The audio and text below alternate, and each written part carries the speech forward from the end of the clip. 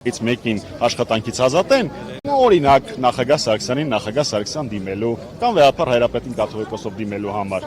Դա նորմալ չի լինի, բացարձակ նորմալ չի լինի, եթե վարչապետ կոչեցյալը որոշի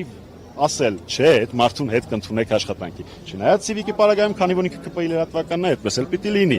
բայց ըստ սահմանադրության մեր եկեղեցին անջատ է եւ պետությունը իրավունք չունի խառնվել եկեղեցու գործին։ Այո, այդպես է սահմանադրությունը ավելի բարձր։ Սահմանադրությունը ավելի բարձր։ Համիջանյանն մի հարցել է, Տերով նախագահը եւ Սամվել Կարապետյանը հանդիպել են։ Դրա մասին անհրաժեշտ է հարցնել։ Կամ Սամվել Կարապետյանը կամ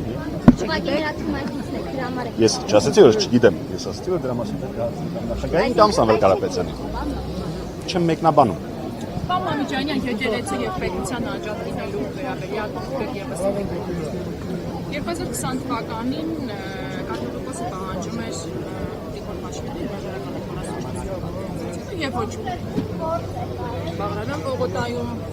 հավաքեր մի քանի երկու տասնյակ հանդիպումներ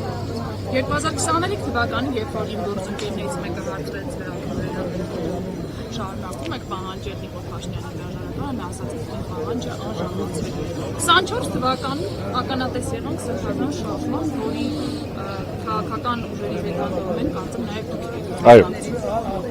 Եկեղեցու եւ պետության անջատ լինելու տրամաբանության դիտարկից չեմ կարծում, որ եկեղեցին այս ինքնավարկած գործողություններով խախտել է Ոչ չեմ կարծում, նախ դուք վերեցիք մի քանի օրինակ, դրանցից առնվազն սրբազան պայքարի օրինակը տեղին չէր, որովհետև եկեղեցին որպես ինստիտուտ դրա մեջ ներգրավված չէր, դրանում ներգրավված էր իմ կողմից շատ հարգված բանտարկյալ Բագրատ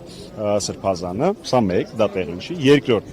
եթե Հայաստանի ղեկավարը Աստված մի արասցե եւս մեկ անգամ Փաշինյանից հետո դավաճանի, անի ամեն ինչ